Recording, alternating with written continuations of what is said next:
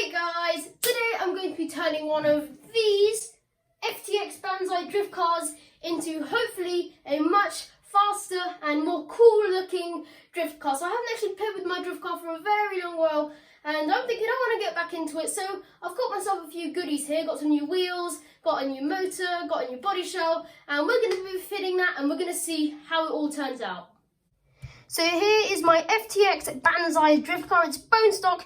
The only thing I have done to it is put this body shell. I haven't bought a new one yet, but this is the first ever body shell I cut. So I cut the wheel arches and made the holes in the body. It came pre-painted, but my goodness, it took a while to get these holes in. I remember there battling away with my dad and granddad for 2 hours just trying to cut these. I didn't have a body reamer, so we were literally just attacking it with a soldering iron, drill, screwdriver. We used a whole load of tools to try and cut it, but in the end we got there, so it fits pretty neatly. So new bits I'm putting on is this is the old motor in ESC that came out of my Slash before I converted it to brushless. So this is a 12 turn 550 motor, this is a 20 turn 540 motor. So as you can see, it's actually a little bit bigger, so that should give it some extra speed. And this was already pretty nippy in the Slash, and this is like half the weight. So it should be pretty damn fast. So I'm going to be putting a new set of wheels in these. I'm not sure what brand these, but I got them from Brentford RC. Shout out for them for supplying these. They're really friendly there. Anytime I have a problem, I go down to Peter and he'll help me out. They're really friendly. Always really 100% satisfied when I come out. So I'll be putting a link in the description to their website if you want to go there. Okay, so now we have all the parts here. Let's get into fitting them to the car. Okay guys, so we're going to start by removing the motor and ESC, as I want to get those out first. So I think before we do this, because we're going to have to take out this center console here to actually get at the motor. So I think first what I should do is just unplug out of the receiver the old parts. Okay, so I think first let's just remove this center console. But I think first we're going to have to get this switch off, and I think it's just held down by sticky pads. Yep, there we are. That's all off. So now we can start taking the center console out.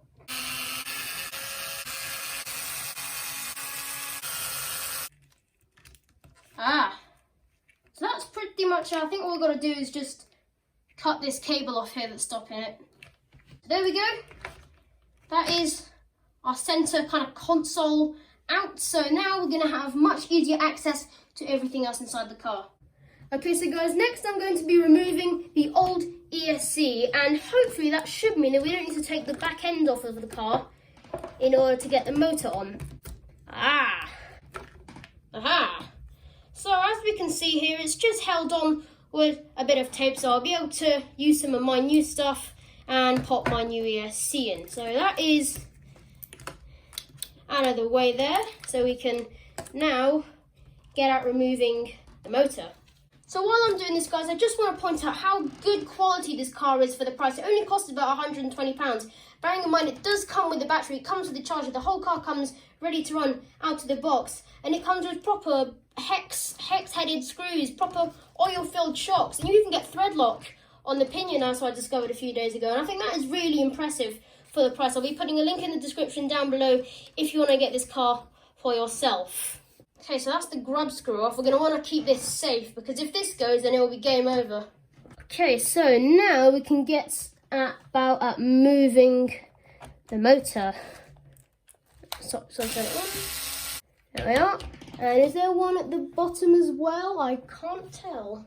Okay guys, so it turns out there is a screw at the bottom there, but that is not bad at all, because all we've got to do is just undo these 4 screws here.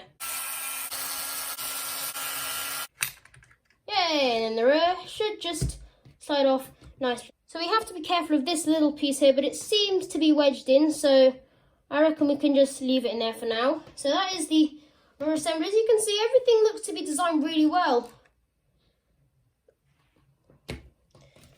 Okay, so now we should be able to get at this bottom screw. That's the pinion, and there's the motor screw. There we are. There's the old motor. We can start about installing my new stuff. So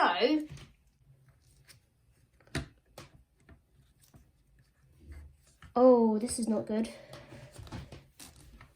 Okay guys, so this actually here is in the way. So I think what we're gonna have to do is just shave it down a bit, because otherwise, I'm not sure if you can tell here, but the motor won't line up with the screws, as you can see here. So all we've got to do is not too bad, we just got to shave this down a bit.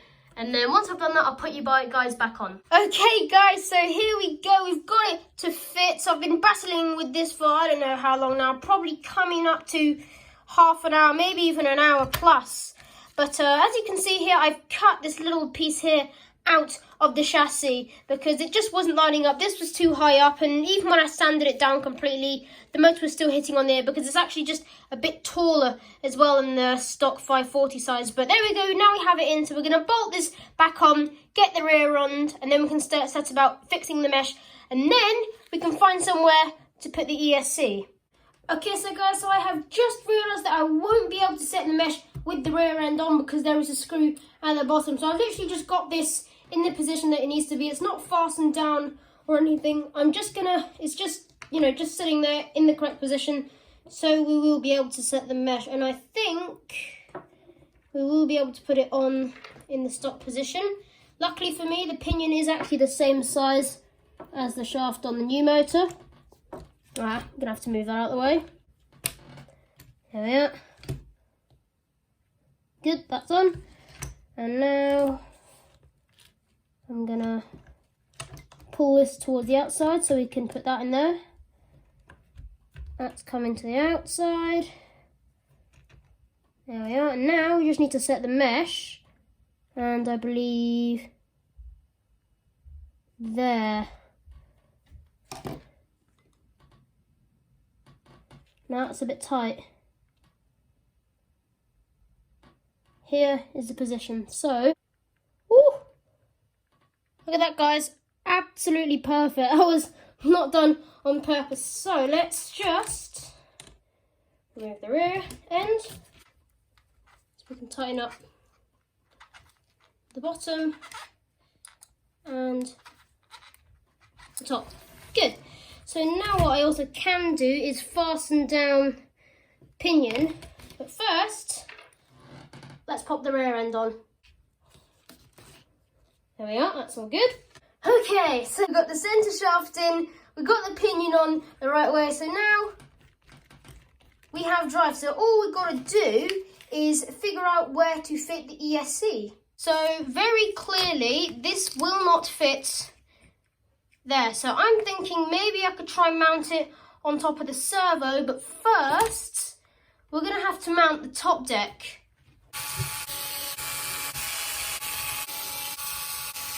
Okay guys, so my initial plan was to put the ESC here, but there doesn't seem to be enough space, and anyway it would kind of hit on this arm.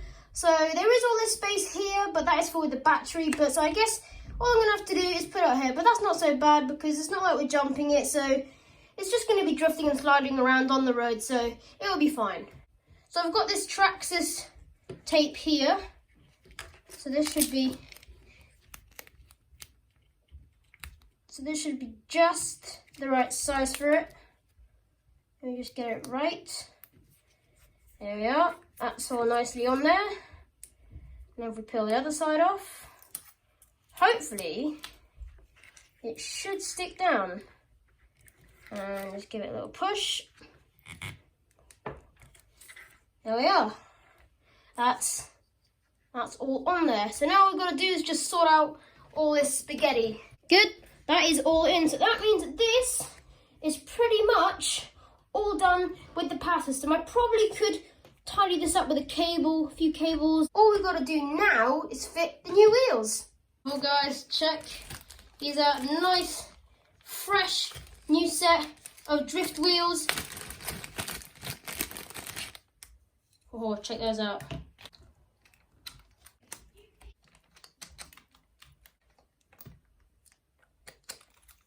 Okay, so guys, here we go.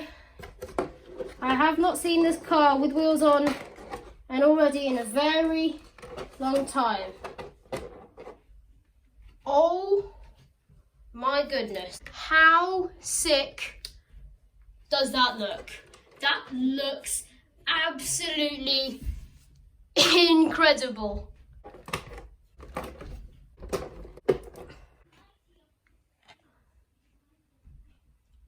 My goodness, just check this out. This looks absolutely crazy. Look how sleek that looks. The body looks even better with these new black tyres.